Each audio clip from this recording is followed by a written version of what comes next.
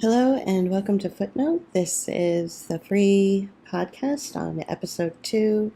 I'm naming this one Japan. What I want to do is talk about some of the different headlines that have been trending regarding Japan. The first, of course, is that Shinzo Abe was assassinated. This happened quite a few weeks ago.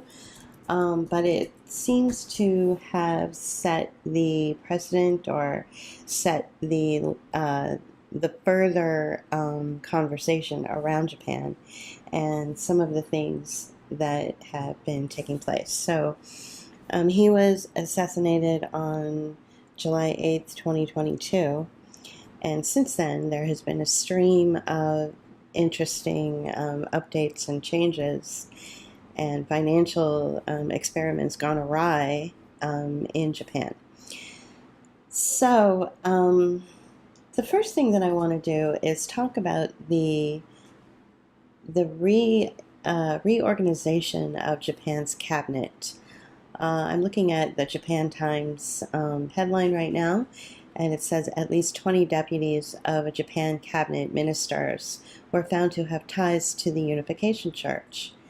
And one thing that I'm reading regarding this is that the Unification Church were being very forceful in um, in obtaining money illegally through the use of threats, including citing something called ancestral karma, and that would be the equivalent of what do they call it in the United States, where it's reparations, I think is what it's called, where in the United States we are saying, for instance, the Brookings Institute is quoted as saying, we need reparations for Black Americans. So what the Unification Church has done is sort of acted in these mob-like tactics to force people to hand over money and say that it's all in the name of ancestral karma. And there are other things too that are, there's been some fraud where people are falling victim to spiritual sales. And so what is happening is that the current Prime Minister Fumio Kishida called for a self-check and a review to take a look into the cabinet because these cabinet ministers were found to have deep ties to the Unification Church, and this was causing a lot of controversy in the government. While you have this controversy going on and this rearranging of cabinet members, and again, this is the third Japanese prime minister since Shinzo Abe. Let's begin with him, and then came his predecessor, and he was ousted last year in the fall of 2021, and Kishida took his place. And the reason that the one who preceded Shinzo Abe was ousted was because he was the claim is that he wasn't responding well enough to the COVID emergency.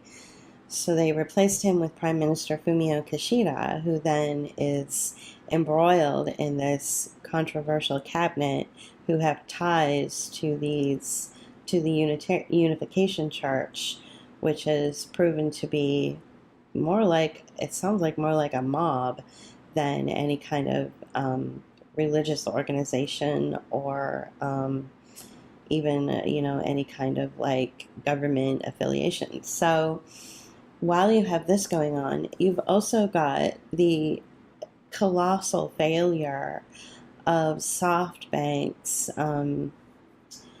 what was it called? I think it was called like Vision Forward, Vision SoftBank.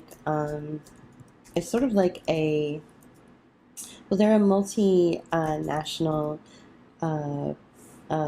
venture capital type of corporation, and so they had something called Vision Fund, which was basically like this it was kind of like free money. It was, the way that some in the financial sector and some in the sector and those people who manage large portfolios describe it as the cash cow for anybody's, dream.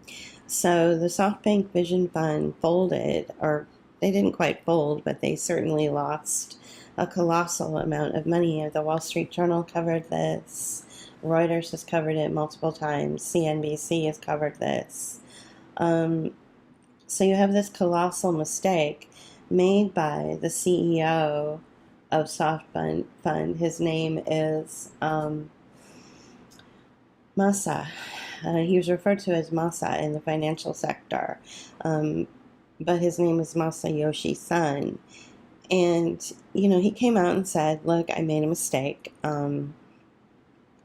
There was a huge crash, one of the worst in history. So you've got this financial implosion happening, this investor class implosion happening, and you have this sort of, mob-like behavior happening in the cabinet, or at least cabinet members are tied to those people who have, this, engage in these mob-like tactics. So there's a lot going on in Japan that feels very vulnerable. It seems as though Japan is in a very vulnerable place right now, especially after the assassination of Shinzo Abe. So that leads me to think that there might be some kind of financial restructuring of the way the country operates. Maybe Japan will be looking more into the behavioral modification investments that China seems to be benefiting from, and the United States as well. One thing that I wanted to bring up in this podcast today is I wanted to tell you about a company called WeWork. So SoftBank's Vision Fund funded WeWork, I want to say to the tune of maybe like between $4 and $9 million. So let's see what happened. In October of 2021, Bloomberg Technology writes, WeWork is finally going public. Will SoftBank ever make its $17 billion back? The Japanese conglomerate is in a deep hole that will be tough to climb out of. So they're using sort of WeWork as an example of the failure of SoftBank's Vision Fund, and this, massive experiment in VC type of investment, I guess. Again, I'm not a financial expert, and nor am I an expert on Japan, and nor am I an expert in, a lot of things, but I do have the ability to think, and I do feel that we should be taking a look at what's happening in Japan. We should be at least giving it a nod and paying some kind of attention to it. So the public valuation for WeWork will be about $9 billion, which is less than a fifth of what SoftBank paid into it in 2019. So this is why they're using WeWork as an example on the vulnerability and failure of these types of financial maneuverings. When you have somebody who is paying money into a thing that isn't worth the thing, then we have a problem, and so this is where you get terms that tend to be popularized throughout the social media users tend to keep a critical eye on these kind of things and call them investments, fraudulent investments in unicorn companies. So WeWork took their, I guess it was a grand total of $17 billion from SoftBank. they they ended up not, doing as well as they thought that they would. SoftBank, it has a tendency to, and from what I understand, what they have a tendency to do is hyper um, hyper inflate the market. So they'll say that, say, a, a building that is like a halfway house. So even though it's really only worth like maybe $2 million, they'll put, you know, a $15 million value on it. So they tend to hyper inflate the value of things. And so this is a problem that we have with this country in general. And of course, Japan like knocked it out of the park, or at least SoftBank is knocking this kind of attitude about putting a value on a thing when it should never have that level of value. They're really knocking it out of the park. And so they overextended themselves, SoftBank did, and they overextended themselves to WeWork. So ultimately, what WeWork had to do was rebrand. And so they rebranded into something called Flow. Now, Adam Newman is the founder of WeWork and is also the founder of Flow. And he received a different kind of backing. Instead of going back to SoftWork, which of course, or SoftBank, excuse me, which of course, they don't want anything to do with him, because this is one of the things that I would say that had they not, I'm interrupting myself, so I apologize, but I would say that had they not invested so much in WeWork and inflated the value of WeWork, that they may have been able to rally in the market, and maybe there wouldn't be such a colossal failure today or this week. It's hard to tell. Probably not, but who knows? So Adam Newman quickly rebranded and started an organization called Flow and received $350 million from Andreessen Horowitz. Andreessen Horowitz is a more conservative venture capital company. They will go for a safe bet, unlike SoftBank, which was basically throwing money at anything, it seemed, which is why they failed.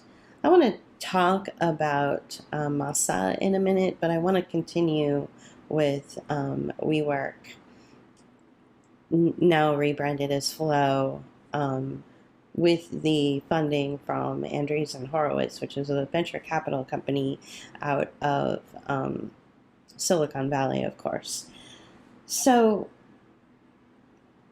and I'm getting to the point of all of this.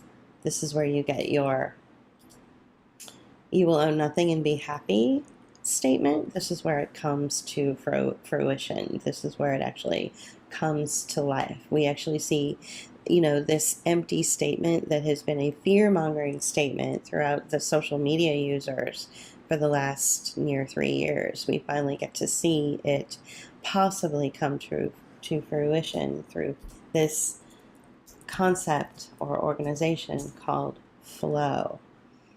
So what is Flow? So Flow is considered a real estate venture.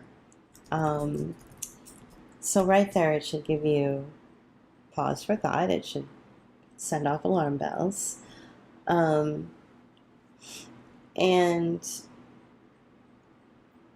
the investor, Andreessen Horowitz, goes on and on about how great Flow is and how what it does is it gives an opportunity. Now, this language is so deceptive. It gives an opportunity for renters to feel like owners, or to feel like they actually own the thing that they rent. And what it really is it basically reframes what it means to be a renter.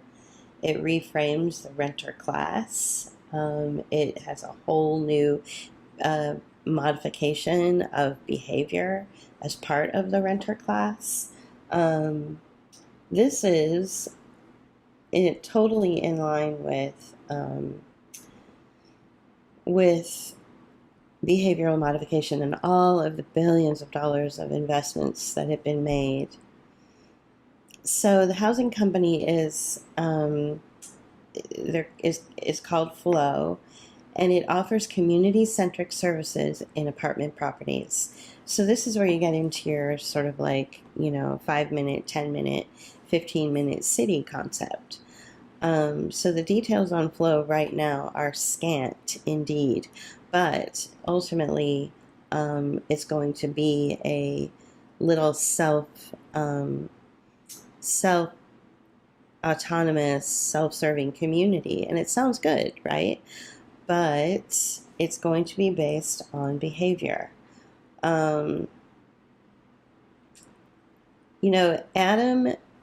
Newman is no stranger to controversy. If you look into WeWork, you will see a lot of controversy around it. It's basically a unicorn company that was given way too much merit.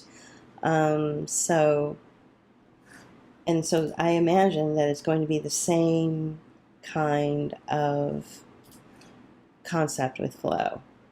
It's investing in something for the sake of investing in something, if that makes sense. So residential real estate world needs to address these changing dynamics in the housing industry. So Flow is the idea that relationships are structured and the mechanisms through which value is delivered will address underlying problems of the current housing crisis and then build a solution. So community-driven, experience-centric service with the latest technology in a way that has never been done before to create a system where the renters receive the benefits of owners.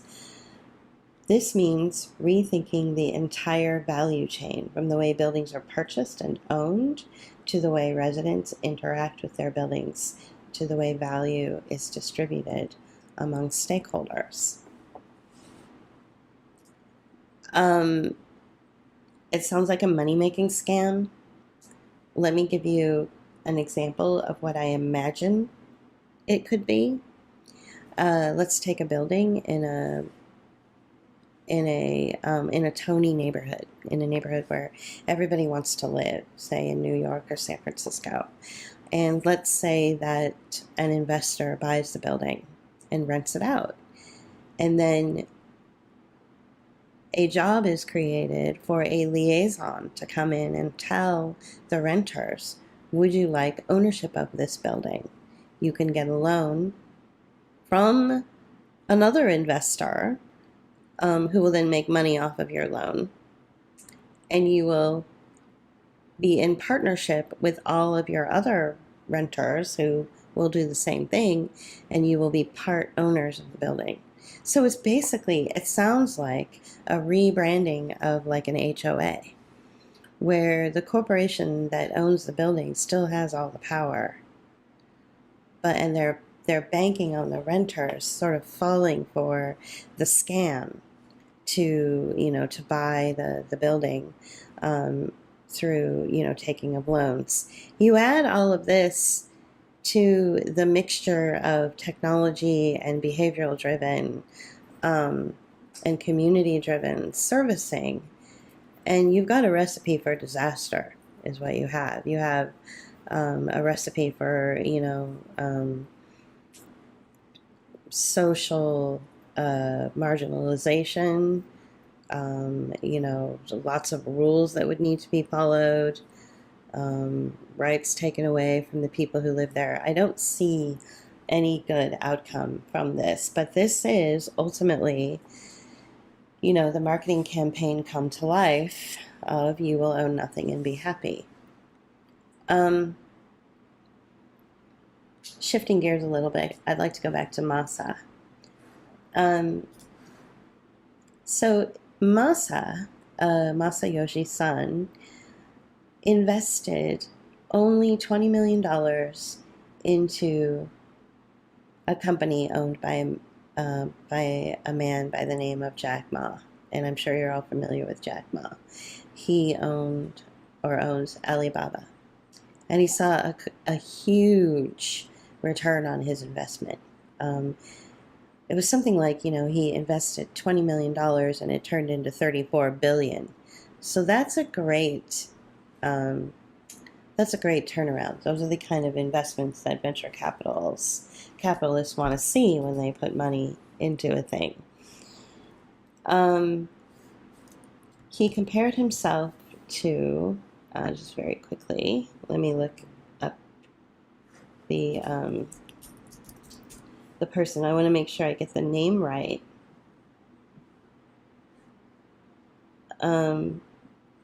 So he compared himself to something like a famous Japanese warrior or something like that. And I thought that this was incredibly arrogant of him. So he compared himself to Tokugawa Ieyasu. So Tokugawa Ieyasu was the I just want to make sure I get it right. I don't want to get it wrong. He was the founder and first shogun of the Tokugawa shogunate of Japan, which ruled Japan from 1603 until the Meiji Restoration in 1868. So a couple hundred years, this shogun and this Tokugawa shogunate of Japan ruled Japan. So that's pretty impressive. So he was comparing himself to this, this revered Japanese historical figure, which I found to be very arrogant and showed his hubris. I guess that would be the equivalent of, say, like, the Amazon CEO, who was it? It used to be, well, it's currently Andy Jassy, but it was the bald guy, and why am I not remember? Oh, Jeff Bezos, of course. Yeah, I guess I haven't mentioned his name in a while, so it just didn't come to mind quick enough. It'd be like if Jeff Bezos compared himself to, say, like a famous general, like General Patton or something, from the past. It's like, you'd have to have a lot of arrogance and a lot of pride and hubris to really say that. So for the fact that Masa would do that is, as he's basically, admitting colossal failure for the Japanese market, was pretty weird for him to do that. But at the same time, not weird, because this is how people in the financial world operate, even in their most, even when they've dropped the lowest and they've lost, more money than they've ever lost in their life, they will say, oh, but wait, this isn't the end of the story. Like, we have the long game going on here. So that's basically what I wanted to just kind of, land this podcast with. When you hear the term, you will own nothing and be happy, which is something that you've heard repeated over and over again from your favorite social media podcasters, you really do need to think of it in a more nuanced way. This new company that Japanese SoftBank originally had invested in was rebranded. So the new company is WeWork, or the new company is Flow, and the former company was WeWork. And Adam Neumann basically took the money from SoftBank, saw that WeWork wasn't going anywhere, added a new investor from Silicon Valley, and boom, you've got Flow, which is You Will Own Nothing and Be Happy. which is the actual, outcome of that marketing term. I think it's going to be targeted towards the class of people who have corporate jobs at first, and then they may expand it into the public sector. They may expand it into government sector. I'm not sure. Or like WeWork, there may be tons of controversy around it because Adam Newman is no stranger to controversy. There may just be more controversy around it, but I kind of doubt it. I doubt that this is going to be considered controversial. This is going to be the thing that rebrands him as, the good guy. So Adam Newman has been lifted up in the media as, someone not to be trusted, committing fraud, this and that. But this is his reinvention of his image to turn him into that, oh, well, we all make mistakes, and he was cutting his teeth on WeWork. So now with Flow, he's really redeemed himself. Because the ultimate goal in all of this is debt, behavioral modification, and absolute control of and investment in and seeing a return on everything about your life, whether it's, your housing or your job or wherever you spend your energy. So it'll be interesting to see what happens with Flow. Okay, thank you for listening, and tune in again.